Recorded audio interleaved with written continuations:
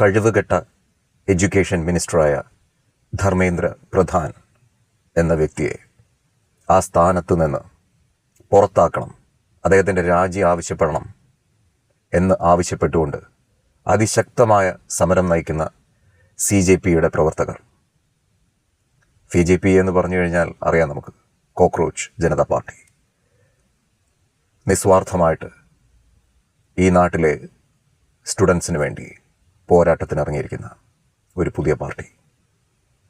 അവർക്കെതിരെ വളരെ നീചമായ രീതിയിലാണ് ആ സമരത്തെ ഇല്ലാതാക്കാൻ കേന്ദ്ര സർക്കാർ ശ്രമിച്ചുകൊണ്ടിരിക്കുന്നത്.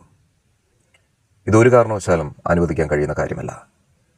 ഒരു പരീക്ഷ പോലും മര്യാദയ്ക്ക് നടത്താൻ കഴിവില്ലാത്ത ഒരാൾക്ക് നീറ്റ് എന്ന് പറയുന്ന പരീക്ഷ 10,000-കണക്കിന് വിദ്യാർത്ഥികളുടെ ഒരു പ്രതീക്ഷയാണ്.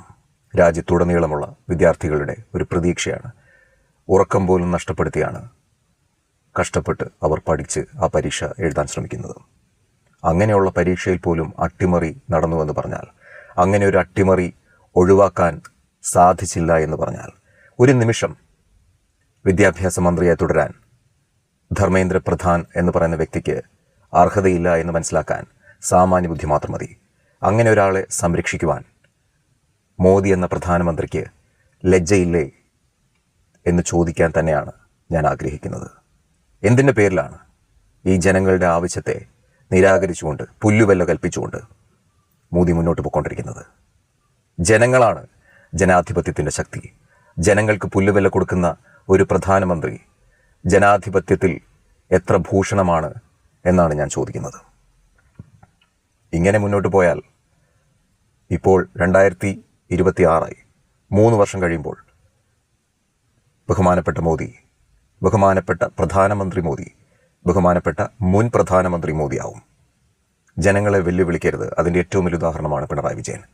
ജനങ്ങളെ വെല്ലുവിളിച്ച് പ്രക്ഷോഭങ്ങളെ തല്ലിച്ചതച്ച് മുന്നോട്ട് പോയിക്കൊണ്ടിരുന്ന പിണറായി വിജയൻ ഇന്ന് പ്രതിപക്ഷ നേതാവായിരിക്കുകയാണ്.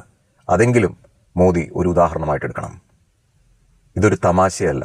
സോനം വാങ്ചുക് എന്ന് പറയുന്ന പ്രഗത്ഭനായ, ലോകപ്രസിദ്ധനായ വ്യക്തി ഉൾപ്പെടെ 6 സ്റ്റുഡൻസും ചേർന്ന് ഹങ്കർ സ്ട്രൈക്ക് നടത്തിക്കൊണ്ടിരിക്കുമ്പോൾ കഴിഞ്ഞ ദിവസം ബലമായി സോനം വാങ്ചുക്കിനെ പോലീസ് നീക്കം ചെയ്തു, ആശുപത്രിയിൽ അഡ്മിറ്റ് ചെയ്തു. ഇങ്ങനെയൊക്കെ ആ സമരത്തെ പൊളിച്ചു കളയാമെന്ന് കേന്ദ്ര സർക്കാർ ചിന്തിക്കുന്നുണ്ടെങ്കിൽ അത് വെറും വ്യാമോഹം മാത്രമാണ്. ഒരു കടൽ തിരമാല പോലെ ജനപ്രക്ഷോഭം വീണ്ടും കുതിച്ചുയരും. അങ്ങനെയൊന്നും ഭീഷണിപ്പെടുത്തി പ്രക്ഷോഭങ്ങളെ അടിച്ചൊതുക്കാനാവില്ല. വീണ്ടും 10 മടങ്ങായിട്ട് അതിൻ്റെ ശക്തി വർദ്ധിക്കത്തേ ഉള്ളൂ. അതുകൊണ്ട് ഇനിയെങ്കിലും യാഥാർത്ഥ്യം മനസ്സിലാക്കുക.